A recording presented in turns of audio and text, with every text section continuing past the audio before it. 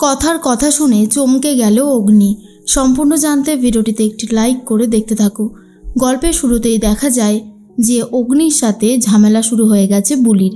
বুলি কোনোভাবেই আর সহ্য করতে পারছে না অগ্নিকে, অগ্নিও সহ্য করতে পারছে না বুলিকে। এই নিয়ে তর্কাতর্কি তো চলতেই থাকে। তার মাঝখানে দেখা যায় চলে এসেছিল রিচা। রিচা তো বুলিকে দেখে পুরোই অবাক আর ভাবতে থাকে কথা কি করে ফিরে এলো।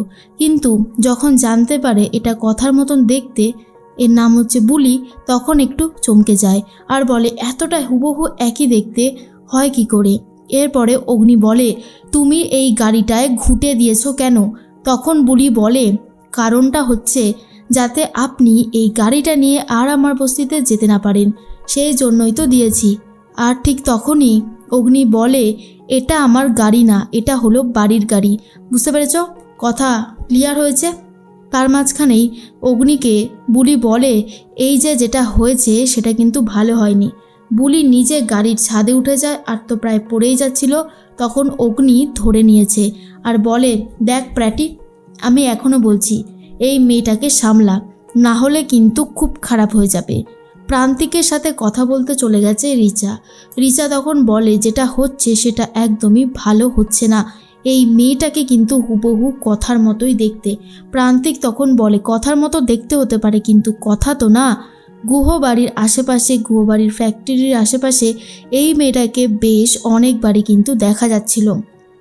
তার মাঝখানেই তখনই প্রান্তিক এটাও বলে যে এই মেয়েটা আদৌ কথা কিনা সেটা আমাকে শিওর হতে হবে।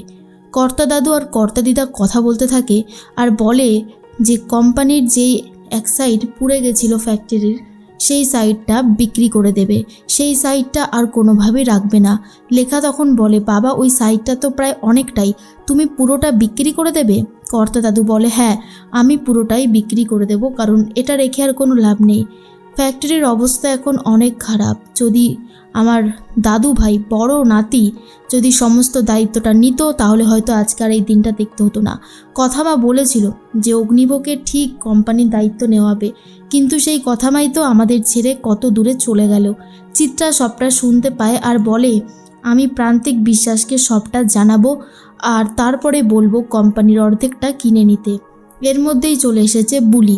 বুলি এসে বলে আচ্ছা ওই যে যেখানে সবাই বসে খেলো ওই জায়গাটা আমি মুছে পড়ে দিয়ে ভালো করে শুয়ে পড়ি। তখনই নূপুর বলে এই না না, ওটা তো খাওয়ার টেবিল, ওখানে সবাই খাওয়া দাওয়া করে, তুমি ওখানে কেন শোবে? নূপুর তখন বলে আমরা তোমাকে অন্য ঘরে ব্যবস্থা করে দিচ্ছি। লেখা তখন বলে হ্যাঁ তাই তো, এরকম করে দিলেও তো হবে। তখন কর্তা দাদু বলে যা হচ্ছে সেটা মেনে নেওয়া যায় না, কথার মতন দেখতে কিন্তু কথা না। সত্যি খুব খারাপ লাগে, যতবারই মেয়েটাকে দেখি ততবারই মনে পড়ে যায় কথা মার কথা। আর যদি কথা মা থাকতো কত ভালোই না হতো।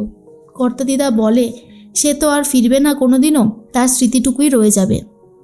রিচা তখন সবটা দেখে আর বলে যেটা হচ্ছে সেটা বেশ ভালো জমে উঠেছে, ভাবলাম এভিকে একটু কন্ট্রোল করব, কিন্তু এই মেয়েটা আশায় সেটা আর কোনোদিনও হবে বলে মনে হচ্ছে না। তার মাঝখানে কথা তো লেখার সাথে কথা বলছিল, দেখতে পায় রিচা দাঁড়িয়ে দাঁড়িয়ে কথা শুনছে আর তার জন্য রিচার হাত ধরে টেনে নিয়ে এসে বলে এই যে ম্যাডাম লুকিয়ে লুকিয়ে আমাদের কথা শুনছেন কেন? রিচা তখন বলে আমি তোমাদের কথা শুনতে যাব কেন? অদ্ভুত মেয়ে রে বাবা, এরকমভাবে হাত ধরে কেউ টানাটানি করে? তখন বুলি বলে হ্যাঁ করে, তুমি যে মেয়ে তোমাকে একদমই বিশ্বাস করা যায় না। লেখা বলে ওকে ছেড়ে দাও, চলো আমি তোমাকে নিয়ে যাচ্ছি।